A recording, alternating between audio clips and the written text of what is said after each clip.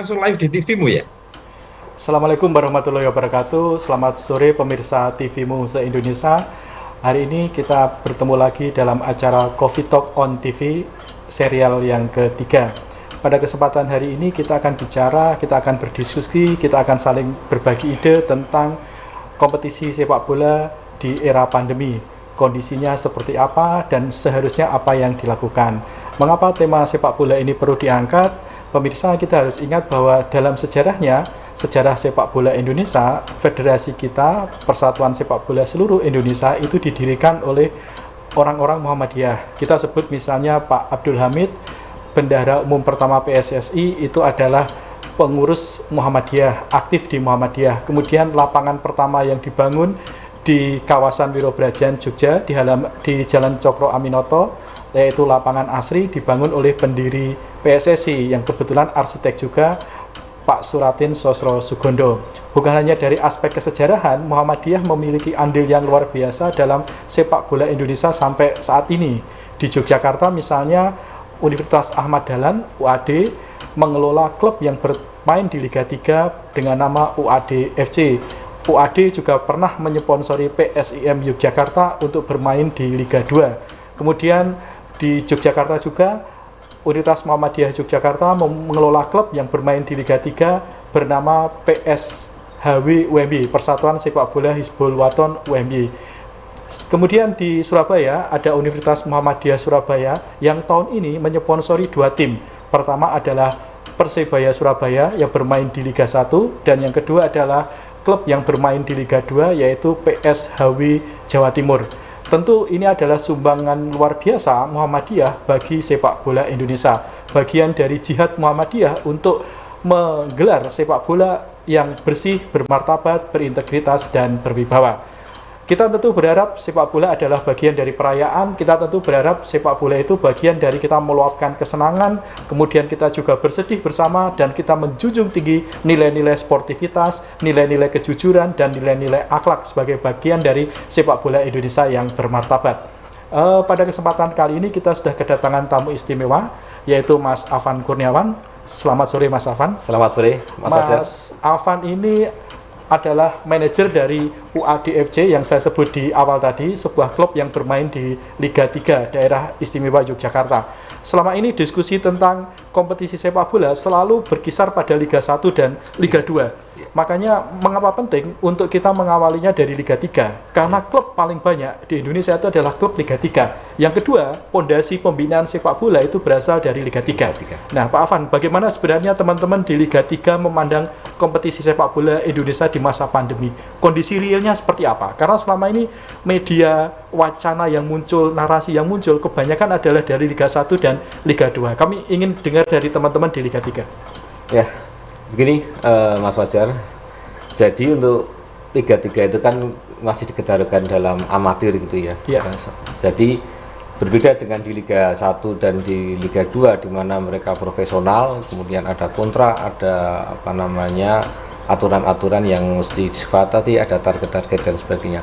Sementara di Liga 3 ini lebih pada ke arah pembinaan ya sebetulnya. Apalagi kami Liga 3 tapi berbasis perguruan tinggi ya, di mana pemainnya itu adalah kebanyakan dari mahasiswa ya. Seperti ini. Mungkin ada di Jogja juga ada beberapa klub Liga 3 yang mungkin juga dikelola lebih profesional juga memang ada. Nah, kami akan bicara mengenai Liga 3 pada umumnya yang memang pengelolanya itu masih ke arah amatir ya, masih ke arah amatir, sehingga dalam kondisi seperti memang menjadi sangat sulit bagi kami ketika misalnya contoh adalah pemain kami banyak sekarang pulang kampung Mas, pemain pulang kampung, sehingga program-program pelatih tidak bisa berjalan. Nah, salah satu cara yang bisa kita lakukan sekarang adalah ada program pelatihan secara daring. Nah lagi-lagi karena pemain kami itu kebanyakan adalah dari mahasiswa, maka sehingga ada ini keterbatasan juga ya. Ada di daerah yang secara teknologi tidak semuanya kan tercover dengan kualitas sinyal internet yang baik, sehingga kami membuat cara salah satu programnya adalah dengan membuat video-video pendek, video tutorial gitu, tutorial pendek yang dibuat oleh pelatih ya. kemudian dikirimkan ke tim pemain. Nah, dan dilaporkan Anda harus melakukan latihan ini sekian set per hari, berikutnya latihan apa, minggu berikutnya apa, kan hasilnya dilaporkan kepada pelatih. Kira-kira seperti itu. Selama ini evaluasinya bagaimana, Mas? Evaluasi saat ini evaluasi tentunya masih secara daring juga ya, kita tidak bisa melakukan kontrol secara langsung ya. Tetapi alhamdulillah pemain juga tetap semangat meskipun sebenarnya ini kaitannya dengan Liga 1, Liga 2, kalau kompetisi ini tidak berjalan tentunya Liga 3 juga akan tidak berjalan. Nah, dengan tidak adanya kompetisi di Liga 3 yang tidak berjalan ini, maka tentunya semangat pemain untuk berlatih, semangat untuk mengupgrade dirinya untuk bisa lebih baik lagi juga berkurang semangatnya, jadi seperti itu. Nah, itu salah satu kendalanya juga. Ya, begitu. Kita sudah tersambung dengan narasumber yang lain melalui jaringan kami. Kita sudah tersambung dengan Pak Sukadiono atau Bapak Dr. Sukadiono. Beliau adalah Rektor Universitas Muhammadiyah Surabaya yang sangat aktif untuk mengikuti perkembangan sepak bola Indonesia. Seperti yang saya sebut di awal tadi, bukan sekadar mengamati saja, tapi secara langsung ambil bagian dalam pembinaan sepak bola Indonesia dengan menjadi sponsor bagi Persebaya Surabaya dan PSHW Jawa Timur. Pak Sukadiono, bagaimana Pak Sukadiono memandang kompetisi sepak bola Indonesia di masa pandemi ini? Oke, makasih Pak Fajar. Jadi gini, alhamdulillah ya, UM Surabaya menjadi salah satu sponsor klub sepak bola Kembangan Kota Surabaya di Liga 1 kan begitu ya.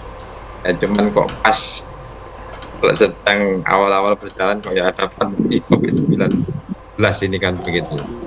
Jadi saya kira begini, jadi klub sepak bola itu kan dikatakan profesional kalau dia punya 3 equity ya. Yang pertama adalah fan equity, kemudian yang kedua adalah social equity, dan yang ketiga adalah way equity.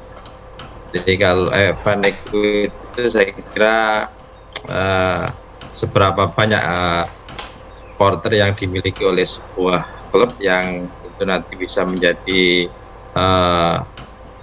mendorong sekaligus juga menjadi resources yang akan memberikan nilai lebih ya untuk sebuah klub. Nah, begitu juga dengan social equity, saya kira seberapa banyak exposure yang dimiliki oleh klub tersebut untuk bisa dikenal di kalangan pecinta sepak bola, tidak hanya di level negaranya, mungkin juga di seluruh dunia kan. Dan juga away equity itu ya seberapa besar sebuah klub itu memberikan manfaat ya, memberikan manfaat untuk ketika dia bertanding di away di kandang lawan. Nah, ini nanti kan bisa mengundang supporter yang banyak dan akan memberikan manfaat yang lebih dari sisi pemasukan di kandang lawan itu. Nah, saya kira ketika ada kondisi pandemi COVID ini, maka otomatis pemasukan dari pertandingan itu kan menjadi tidak ada. Nah, sehingga ini kan menjadi kendala untuk hidup dan matinya sebuah klub. Ya, kita tahu bahwasanya untuk sebuah klub itu pemasukan mungkin yang pertama dari sponsor, kemudian juga dari subsidi liga atau hak siar yang saya kira ini juga unpredictable, tidak bisa diprediksi apakah bisa diberikan atau tidak. Dan yang ketiga adalah dari pemasukan atau dari pertandingan itu. Nah, sehingga kalau kemudian klub ini taruhlah misalnya kompetisi itu dilanjutkan tapi kemudian tanpa penonton, maka ini juga akan menjadi kendala. Nah, karena memang pemasukan dari penonton yang disebut fan equity itu sangat besar dari sisi proporsi, baik itu sponsor, kemudian juga dari sisi subsidi hak siar dan juga dari penonton itu sendiri. Ini proporsinya paling besar. Nah, kalau kemudian tidak ada penonton, dipaksakan ada pertandingan tanpa penonton, ya saya kira ini juga akan menjadikan klub tersebut kedodoran. Ya. Nah, ini yang saya kira ini harus menjadi pertimbangan betapa susahnya klub ini kalau kemudian harus melakukan pertandingan-pertandingan di kala pandemi COVID-19 ini. Ya. Saya kira hal yang sangat harus dijadikan betul oleh PSSI ketika apakah liga ini dilanjutkan atau Ya. tidak. Ya. Nah, saya kira tadi kalau kemudian kita baca, mungkin Pak Dimam nanti bisa menyampaikan kalau ada janji untuk subsidi Liga 1 800 juta per bulan dan kemudian Liga 2 itu 200 juta per bulan. Iya, pokoknya itu kan kita nggak tahu kan begitu ya. Saya katakan itu unpredictable kan gitu yang Betul. sementara sponsor itu juga kaitannya dengan brand equity, social equity itu yang menjadi pertimbangan kami ketika UM Surabaya menjadi menjadi sponsor untuk klub Persebaya Surabaya. Karena kita exposure-nya itu yang kita harapkan bisa disinergikan dengan kebutuhan UM Surabaya untuk supaya lebih dikenal ke seluruh masyarakat di Indonesia. Jadi itu Pak Fajar yang terima kasih Pak Sukadiono. Jadi pemirsa TV-mu yang berbahagia, ada insight menarik dari Pak Sukadiono dan dari Mas Afan tentang bagaimana klub di Liga 3 kondisinya saat ini, kemudian bagaimana juga sponsor juga kurang mendapatkan exposure ketika kompetisi dilakukan tanpa penonton. Nah, di segmen selanjutnya kita akan mencoba mendengarkan suara dari PSSI, dalam hal ini adalah Asosiasi Provinsi PSSI Daerah Istimewa Yogyakarta. Kita akan ketemu lagi di segmen kedua setelah break berikut ini.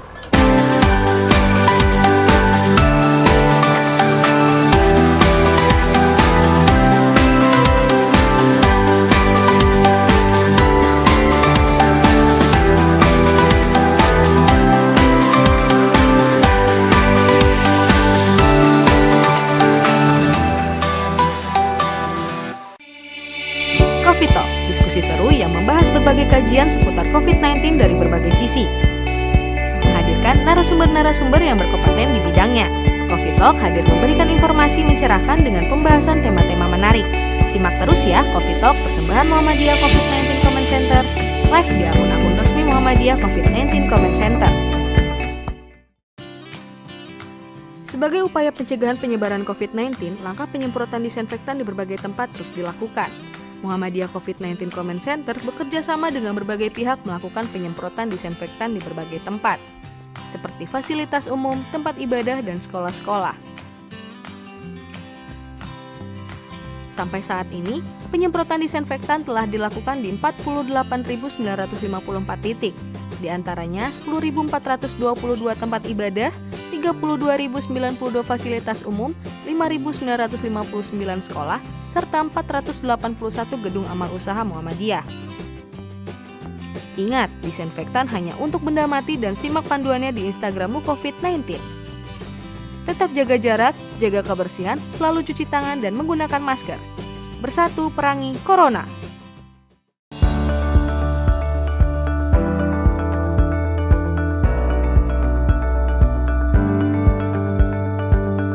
Muhammadiyah COVID-19 Comment Center memberikan informasi terupdate mengenai penanganan COVID-19, mulai dari pelayanan kesehatan, ketahanan pangan hingga pencegahan COVID-19 di masyarakat.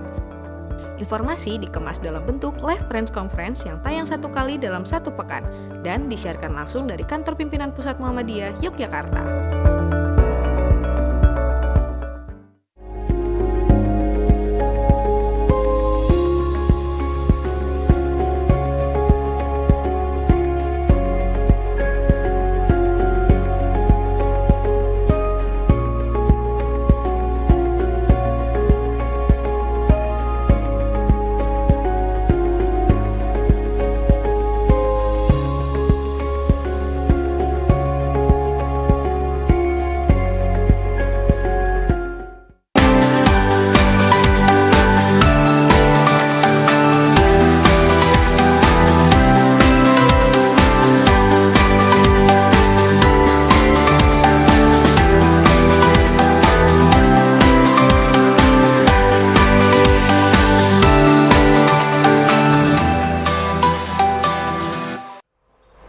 Pemirsa Coffee Talk on TV, TV-mu yang berbahagia.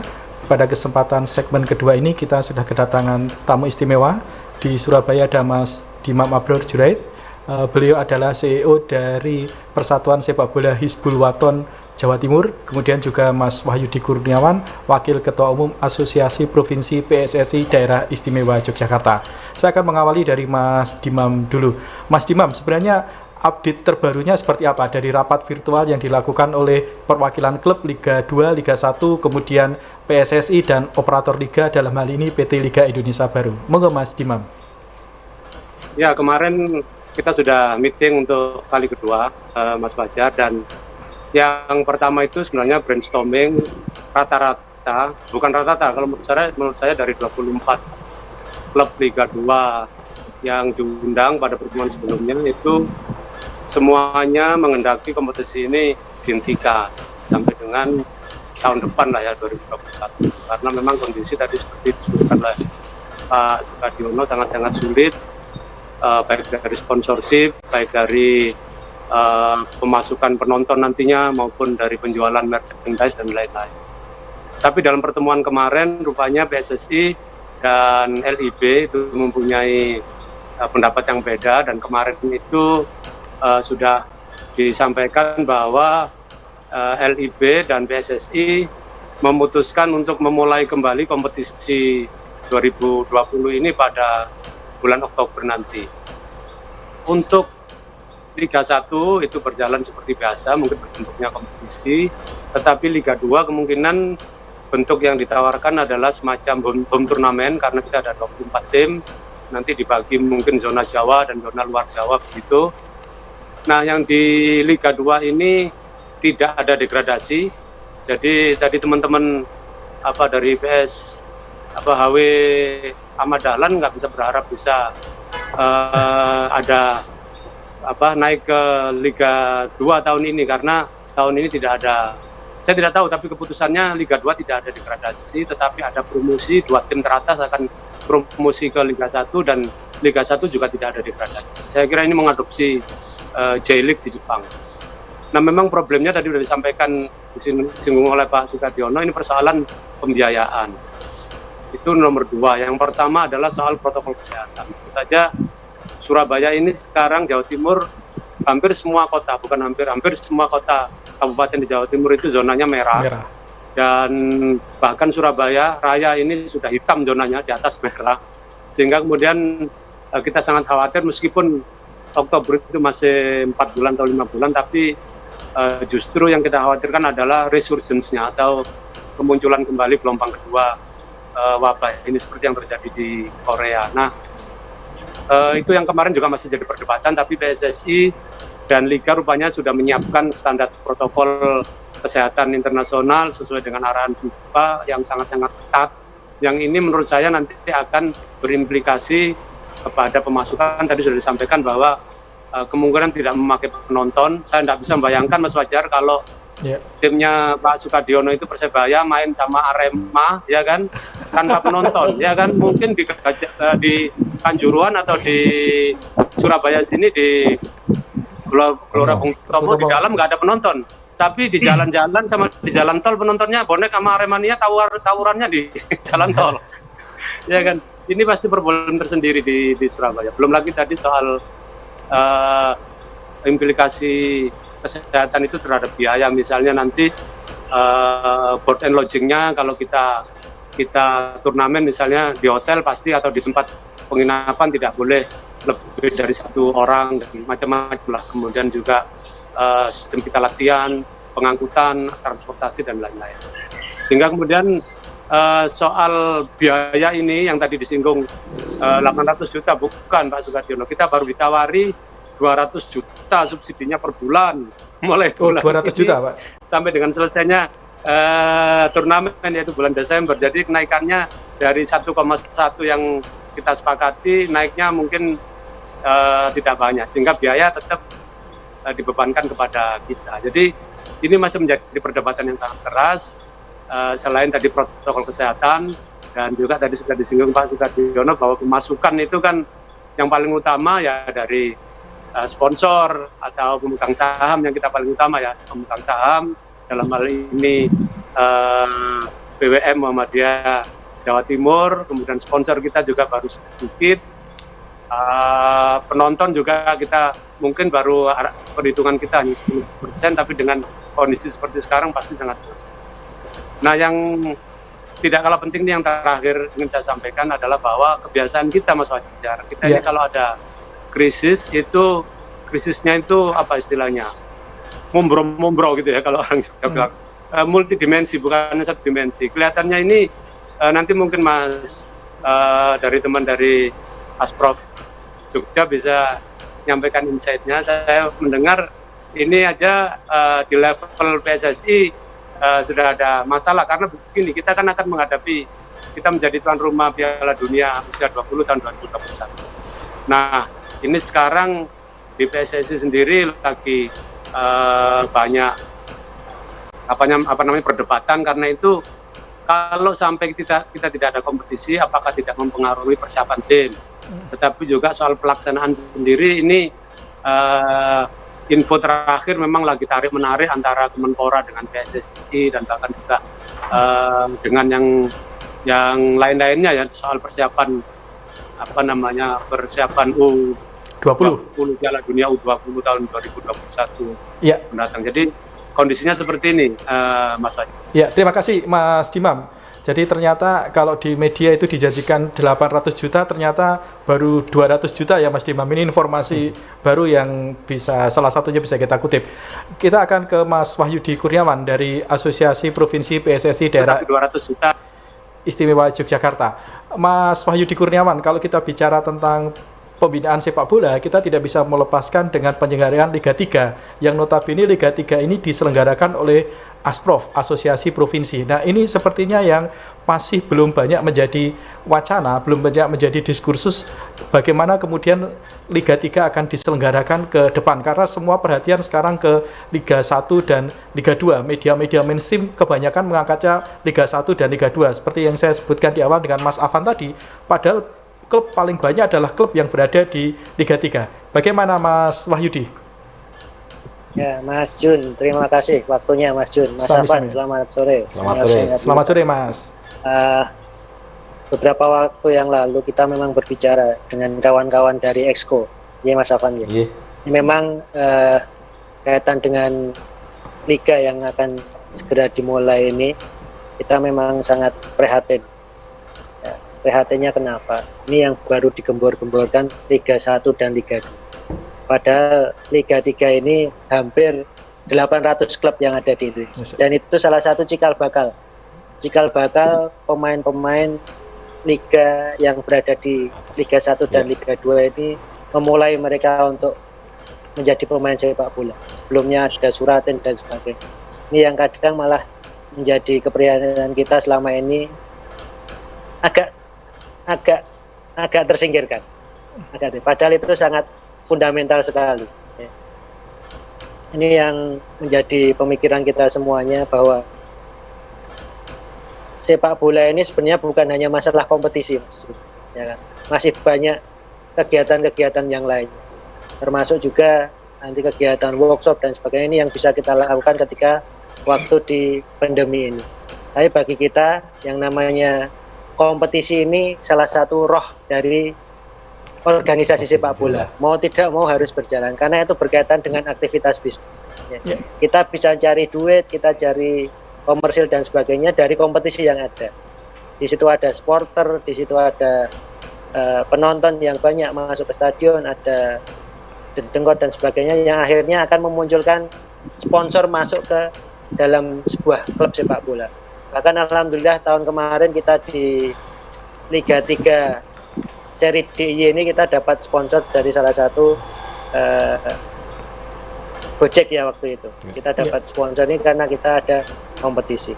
Oleh karena itu kita berharap memang, karena ini salah satu fondasi yang bagus untuk persepak bola nasional, jadi Liga 3 ini juga harus kita pikirkan bersama-sama.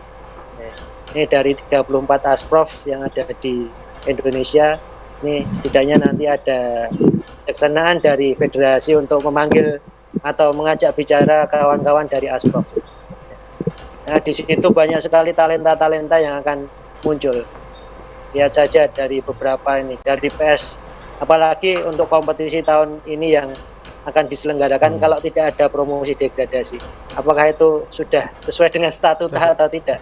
Ini kan harusnya ada promosi, juga harus ada degradasi. Dan itu saling berkaitan, karena itu nanti berkaitan juga dengan shooters.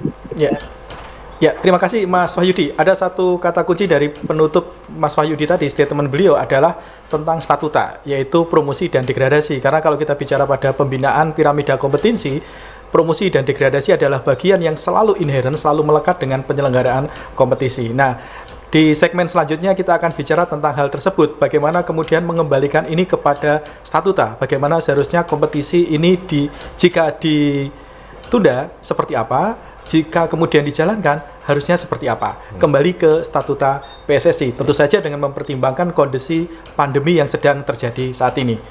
Kita akan ketemu lagi di segmen ketiga.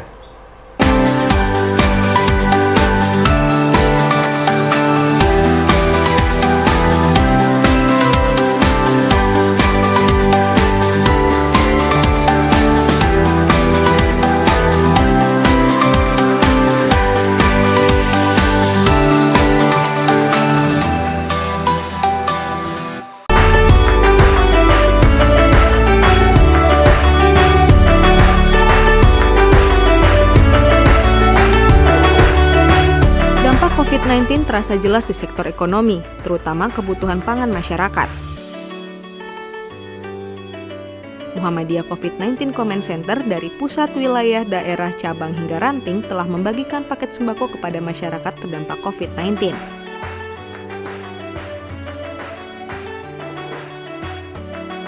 Muhammadiyah mentargetkan ada 1 juta paket sembako hingga akhir tahun. Sampai saat ini, 397.317 paket sembako senilai lebih dari 39 miliar rupiah yang telah dibagikan kepada masyarakat di seluruh wilayah di Indonesia.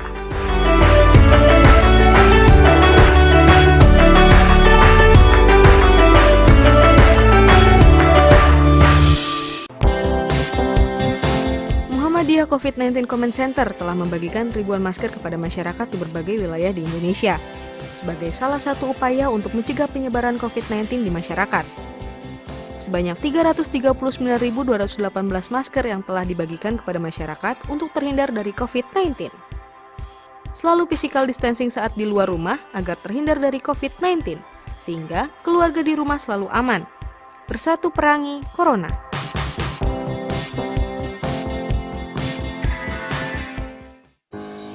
Selamat pagi untukmu yang selalu memulai dengan yang halal.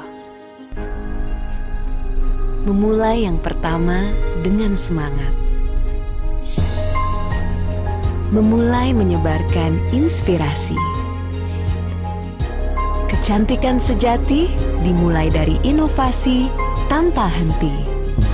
Kebaikan dimulai dari yang halal. Wardah halal dari awal.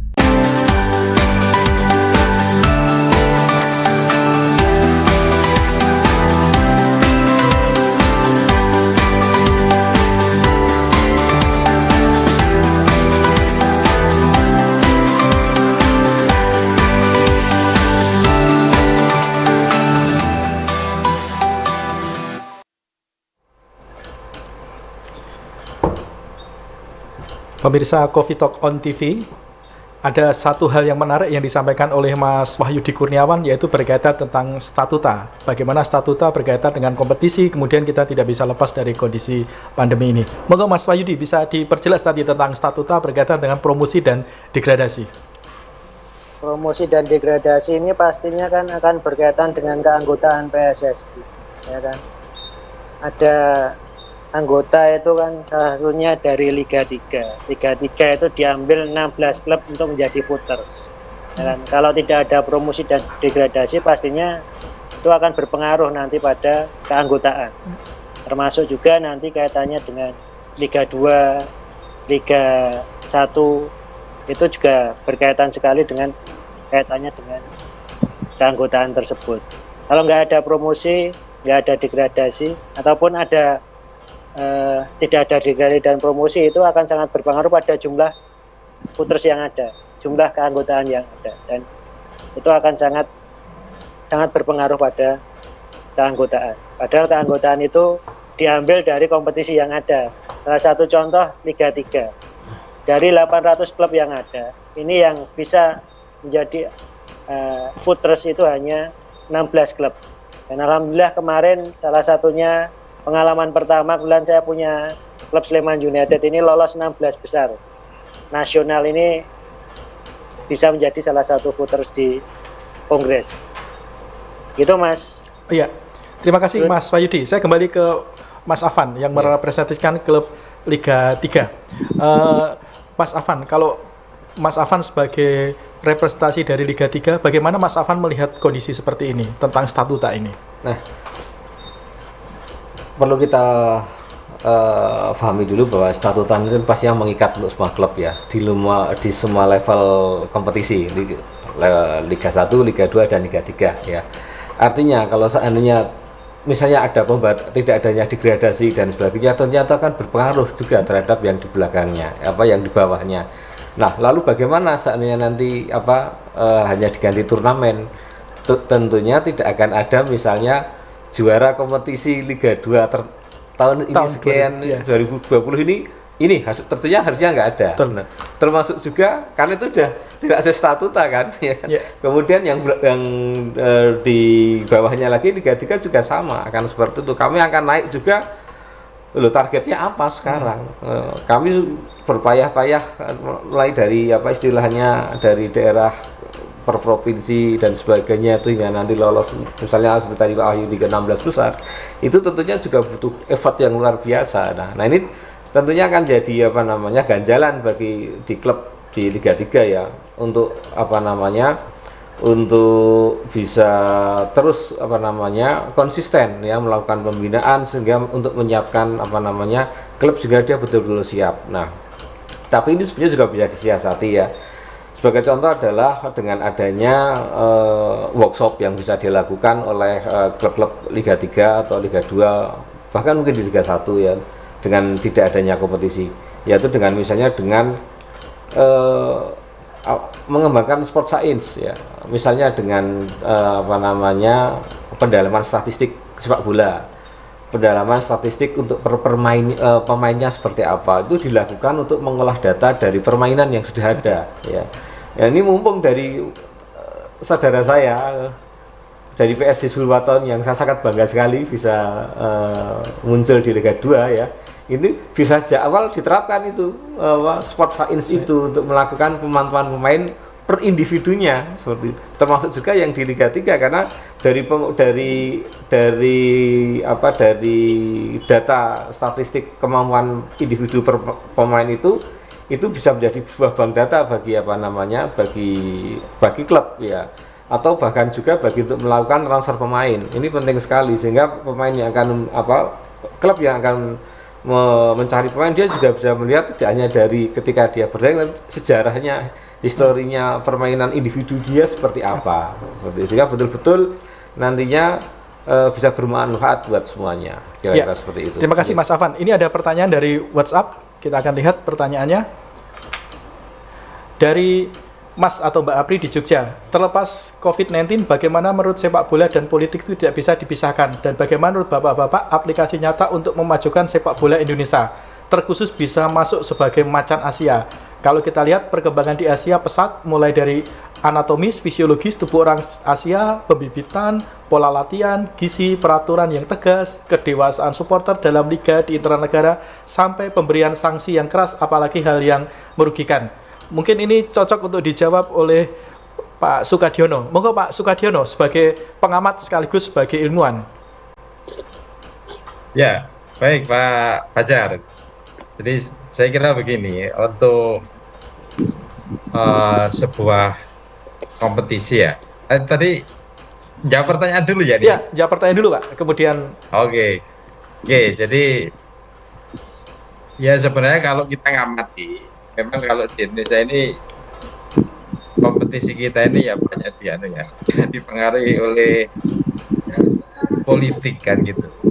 Termasuk juga dalam pemilihan pengurus PSSI itu juga banyak tendensi-tendensi politik yang saya kira itu juga mempengaruhi kepengurusan dan sekaligus juga kebijakan ya dalam persepak bolaan Indonesia. Nah, andaikan itu bisa independen itu saya kira lebih bagus, sehingga dalam regulasi itu saya kira bisa lebih lebih independen dan sekaligus mungkin lebih proporsional.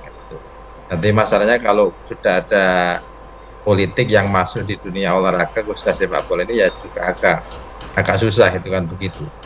Nah, kemudian yang terkait juga kalau sport science itu saya kira memang sangat bagus. Kebetulan saya ambil doktoralnya itu sport science di luar biasa ini Pak Rektor.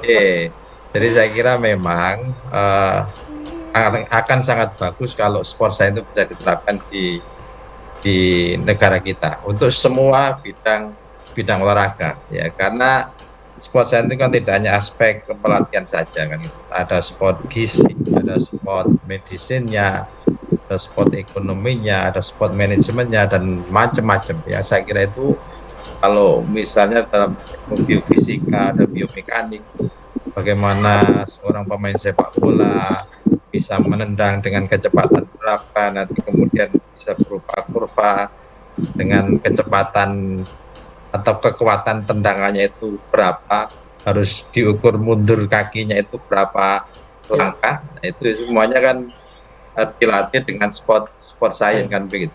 Tidak hanya asal nendang, tidak hanya asal makan itu kan begitu. Nah, saya kira ini juga menjadi problem yang ada di semua aspek, semua bidang olahraga yang ada di negara kita. Jadi andaikan sport science itu bisa diterapkan di semua bidang olahraga di Indonesia, saya kira ya akan sangat bagus dan akan sangat mungkin bisa mengangkat prestasi olahraga Indonesia. Amin. Amin. Saya agak pesimis ya kalau kemudian sport science ini belum bisa diterapkan di Indonesia, kemudian kita berharap prestasi yang tinggi itu kan begitu. Jadi kalau kemudian kita jadi tuan rumah Piala Dunia U20, ya alhamdulillah, tanpa harus berprestasi tapi bisa ikut Piala Dunia. Jadi seperti itu. Jadi politik itu saya kira juga punya pengaruh, sport science juga punya pengaruh terhadap prestasi olahraga di Indonesia. Saya kira itu. Ya, terima kasih Pak Sukadiono. Kita beralih ke Mas Dimam. Kembali ke persoalan statuta tadi, Mas. Jadi kalau kita kembalikan kepada statuta, sebaiknya kompetisi ini ditunda atau dilanjutkan dengan formatnya misalnya dibuat turnamen dan sebagainya dengan segala pertimbangannya tadi, Mas Dimam. Soal statuta tadi, terutama kaitannya dengan promosi degradasi, tadi di awal sudah saya singgung bahwa sudah ada presidennya. Jadi saya kira di AFC maupun di FIFA, terutama karena di J-League, di Liga Jepang itu, kompetisi sekarang di tengah pandemi ini dilanjutkan dengan tanpa ada promosi degradasi.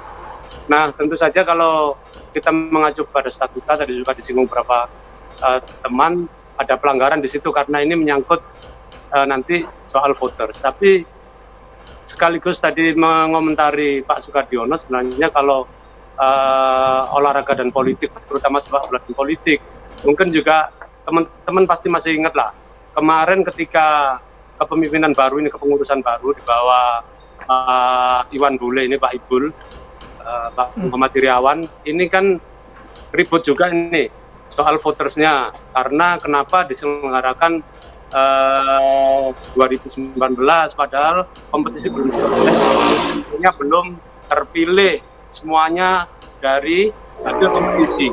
Sudah ribut kan waktu itu pelanggaran statuta. Tetapi ya tadi itu, karena di Indonesia ini yang unik, Mas Wajar, kalau di Liga Inggris itu yang ramai adalah Manchester United, beritanya Chelsea atau Manchester City, dan ketua FA-nya itu tidak banyak kita dengar beritanya. Di Indonesia yang rame itu adalah ketua PSSI-nya beritanya. Karena apa? Ribut terus, ya kan? Oligarki sepak bola Indonesia itu ya itu saja. Kelompok-kelompok yang menguasai itu saja. Nah, balik lagi, pada statuta. Menurut saya yang pertama adalah karena ini situasi darurat, itu sebaiknya memang PSSI dan Liga Indonesia mencari justifikasi supaya ini tidak menjadi persoalan statuta. Tetapi saya tadi sudah sebutkan, sudah ada presidennya di Liga Jepang.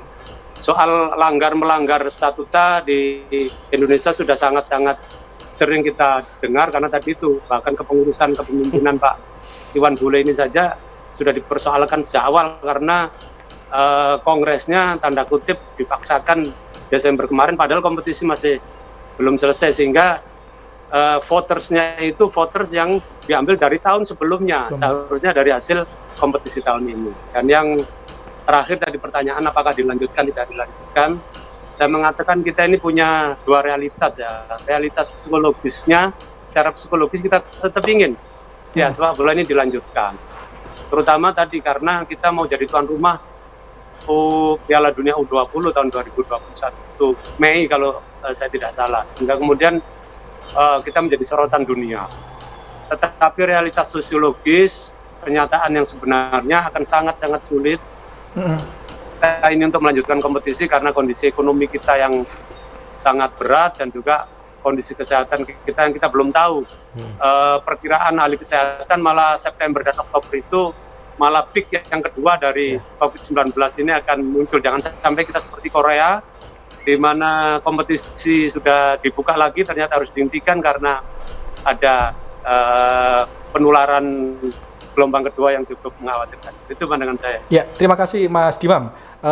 Jadi kita mengutip Mas Dimam tadi, kita dihadapkan pada dua realitas yang harus kita hadapi dalam penyelenggaraan kompetisi sepak bola kita saat ini. Jadi kita tidak bisa berpikir dalam satu sisi saja, kita harus berpikir secara komprehensif. Tentu kita semua tetap berharap agar sepak bola Indonesia bisa menjadi apa yang disebutkan oleh pemirsa tadi, menjadi macan Asia, pembinaan sepak bola tetap berjalan dengan baik dengan segala kondisi yang ada. Kita akan lanjutkan di sesi terakhir setelah break berikut ini.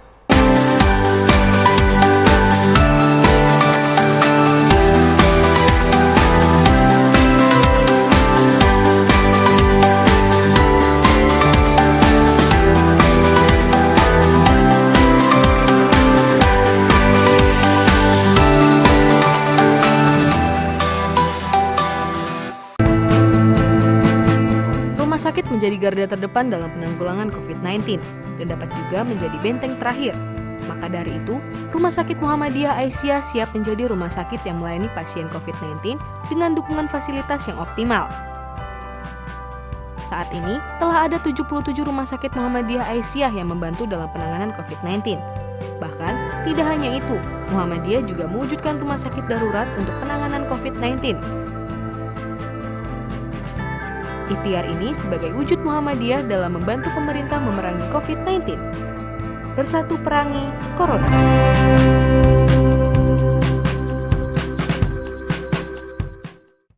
Batik Nasional Muhammadiyah sudah menjadi kebanggaan bagi setiap warga Muhammadiyah. Bahkan, pimpinan pusat Muhammadiyah secara resmi menggunakan batik nasional untuk pertemuan nasional maupun internasional. Dua kader Muhammadiyah, Iqbal dan Sarah, peraih medali emas di kejuaraan pencaksilat Asian Games, menjadi bagian ikon brand ambasador batik nasional Muhammadiyah.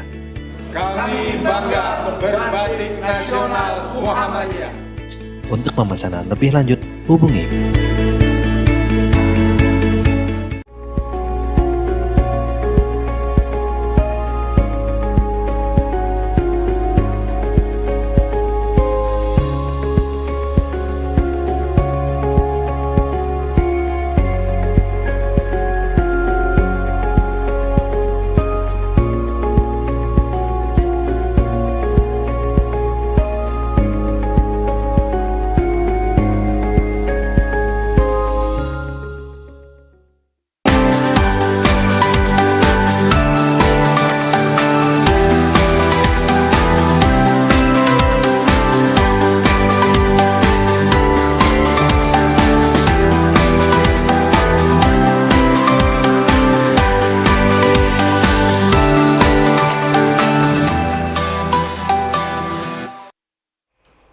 Pemirsa Coffee Talk on TV, tidak terasa kita hampir 1 jam berdiskusi.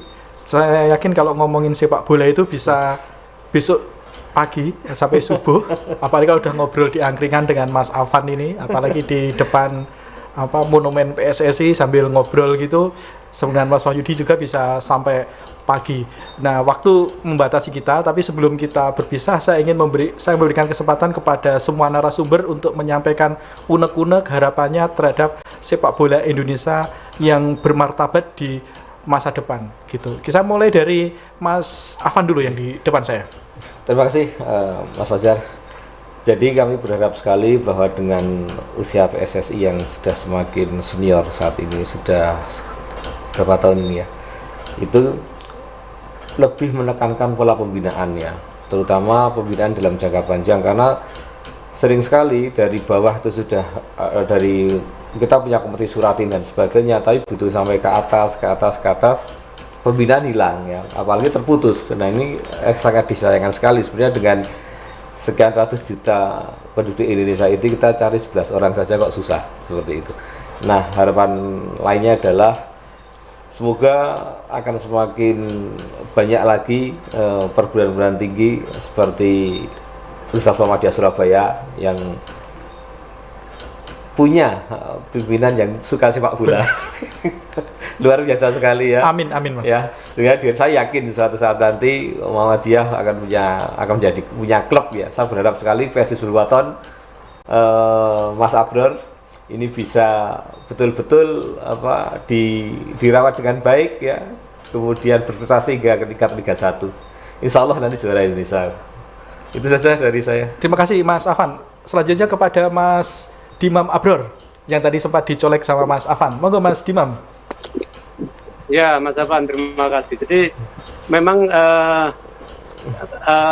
PSSI Surwaton ini yang di Liga 2 ini, basis kita adalah sepak bola komunitas. Tapi menurut saya tadi kalau kita mendengar dari Pak Sukadiono bahwa brand dan fan equity-nya Hizbul-Waton lebih jelas, karena kita punya basic supporter Jamiah Muhammadiyah Perserikatan yang tersebar di seluruh Indonesia, dan ini menjadi modal, menjadi kapital kita, sosial kapital kita yang sangat luar biasa kalau kita kemudian bisa mengolahnya menjadi satu kekuatan ekonomi yang bisa menarik sponsor. Karena itu memang syarat pertamanya adalah ya timnya harus bagus. Karena itu meskipun di tengah keterbatasan, kita ingin Hizbul-Waton ini di Liga 2 ini tidak sekedar numpang lewat, tetapi kita memberi contoh sepak bola yang profesional, yang sportif, dan yang tidak kalah pentingnya tadi itu kita punya akhlakul karimah. Nah, karena itu di kompetisi tahun ini kita ingin maksimal lah, tim kita ini bagus, sehingga kemudian tahun depan saya sudah ditarget sama Pak Sukadiono, udah nggak bisa lagi nyadong terus ke Muhammadiyah, kita harus bisa mencari sponsor, dan menurut saya dengan bekal fan equity kita yang cukup luas dan bahkan sangat luas di seluruh Indonesia, saya kira Hizbul-Waton akan mampu menjadi tim profesional yang mandiri.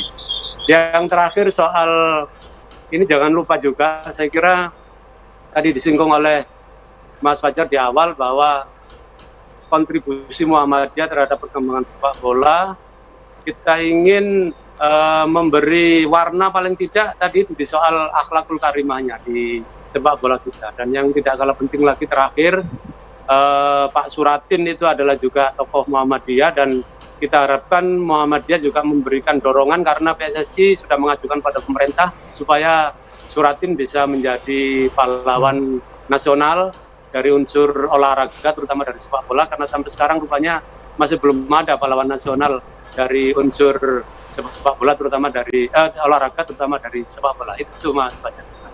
Iya Mas Dimam, terima kasih sekali untuk penjelasan luar biasa. Salah satu kata kunci yang disampaikan oleh Mas Dimam adalah sepak bola berbasis komunitas dengan tetap memperhatikan pada brand equity, konsep yang diintroduksi, yang dikenalkan oleh Pak Sukadiono. Pak Sukadiono, sebagai penutup dan pesan untuk sepak bola Indonesia ke depan, dan mungkin pesan kepada rektor-rektor Universitas Muhammadiyah se-Indonesia, Pak.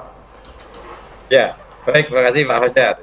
Jadi saya kira kunci kesuksesan kita untuk ke depan dalam mengemban amanah di persepak bola Indonesia itu ya, yang pertama semua stakeholder harus mengerti kejujuran. Jadi ini penting, yang namanya sportivitas, sport itu kan ya saya kira unsurnya kejujuran itu. Kalau ada tendensi kepentingan menumpangi bidang olahraga itu rasanya agak susah untuk berprestasi. Yang kedua tentunya ketaatan, ya taat pada regulasi yang ada. Jadi kalau memang harus ada promosi degradasi ya itu yang harus dilakukan. Jadi kalau ada kompetisi tapi kemudian tidak ada promosi dan degradasi ya lebih baik tidak ada kompetisi itu. Kalau saya seperti itu ya, karena harus taat seperti itu. Statutannya bagaimana kan itu. Nah kemudian yang ketiga tentunya pada konsistensi. Ini saya kira yang kadang-kadang regulator persepak bola di kita ini kan agak nggak konsisten itu, gitu. Ini yang saya kira menjadi problem. Saya kira kalau 3 hal itu bisa dilakukan, insya Allah persepak bola Indonesia akan berprestasi. Nah kemudian terkait dengan rektor-rektor PTM di seluruh Indonesia, saya kira sepak bola ini luar biasa lah. Olahraga permainan yang saya kira tingkat exposure-nya itu paling banyak, fan equity-nya itu paling besar ya, dibanding volley, dibanding mungkin juga olahraga kompetisi, tapi dari sisi fan equity-nya yang paling besar ya sepak bola. Nah, ini saya kira hal yang akan sangat besar bagi kita perguruan tinggi untuk exposure perguruan tinggi kita itu kan begitu. Saya kira kalau harga itu bisa dinegosiasikan kan gitu ya dengan klub kan gitu. Jadi tidak harus berapa harga bayangannya yang di luar mungkin ditulis besar, tapi kalau setelah dinego ya bisa aja dapatnya 40-50%-nya itu bisa kok kan gitu ya. Jadi jangan takut dengan harga yang dipatok oleh klub besar.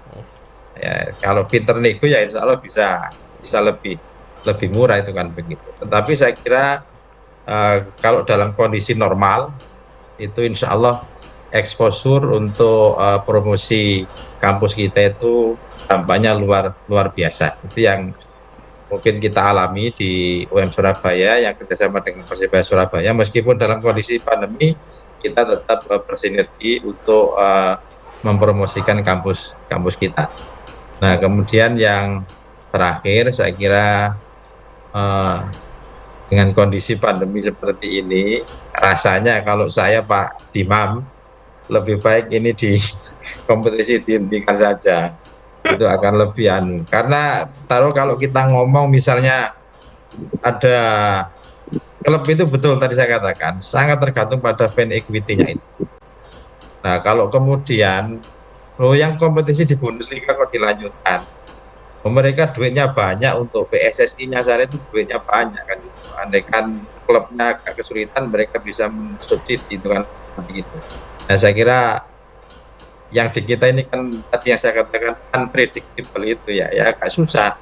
Subsidi ini itu benar-benar metu sesuai dengan yang disampaikan atau justru malah hanya janji saja itu kan begitu. Nah, ini yang saya kira menjadi masukan saya kira lebih baik kompetisi dengan kondisi pandemi seperti ini itu lebih baik dihentikan. Saya kira itu Pak Fajar. Ya, terima kasih sekali Pak Sukadiono. Saya berharap Bapak Ibu Rektor Perguruan Tinggi Muhammadiyah se-Indonesia menyimak pemaparan Pak Sukadiono dan Mas Afan tadi. Artinya sebenarnya kampus itu berperan dalam sepak bola kan tidak hanya dengan menjadi sponsor, tapi seperti UAD dengan ikut di Liga 3. Begitu Mas Afan? Ya, kira-kira begitu ya. Jadi sebenarnya sebagai sponsor adalah salah satunya. Tapi ada lagi bahwa keterlibatan kita dalam pengembangan sepak bola itu jauh lebih penting ya. Betul. Termasuk ada saudara kita misalnya di Unisa Jogja itu juga kalau tidak salah tuh juga mensponsori PSS Sleman, tetapi dalam bentuk mungkin memberikan fasilitas hal seperti itu bisa dikembangkan lebih lanjut lah sesuai dengan kreativitas dari PTM masing-masing, kira-kira seperti itu. Betul. Itu, Jadi, menyambung Pak Sukadiono ini sebenarnya kan bagian dari mengintegrasikan sport science dengan sepak bola karena basis dari science adalah kampus. Ada contoh lain misalnya Universitas Muhammadiyah Sidoarjo melalui kepemimpinan Pak Rektor Pak Hidayatullah menyponsori Persebaya U19. Kalau tidak salah pemainnya dikasih beasiswa untuk kuliah di kampus itu. Kemudian di Malang, Universitas Muhammadiyah Malang juga pernah menyponsori Arema Malang beberapa tahun yang lalu gitu. Jadi ini kan sebenarnya bagian dari kolaborasi yang luar biasa. Nah, kita terakhir ke Mas Wahyudi untuk memberikan closing statement dan harapannya bagaimana kerjasama ini sebenarnya bisa diintegrasikan termasuk dengan federasi, setidaknya dimulai dari asosiasi provinsi di daerah masing-masing. Monggo Mas Wahyudi. Banyak sekali potensi sebenarnya yang bisa dikerjasamakan, terutama buat sebuah klub sepak bola ya. Sepak bola ini punya posisi seksi sekali kalau di sebuah organisasi. Gitu.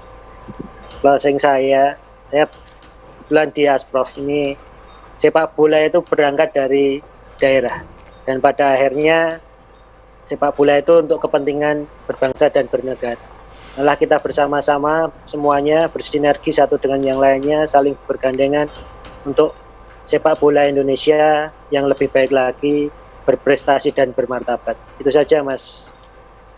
Terima kasih Mas Wahyudi, singkat padat jelas. Jadi kata kuncinya adalah kolaborasi untuk membangun sepak bola ini menjadi sepak bola Indonesia yang bermartabat. Kata kunci yang lain adalah bahwa sepak bola Indonesia tidak bisa lepaskan dari kontribusi daerah dari Sabang sampai Merauke yang banyak menelurkan bibit-bibit pemain sepak bola yang luar biasa. Jadi bangsa ini sebenarnya kaya, tapi potensi ini belum dikelola dengan baik gitu.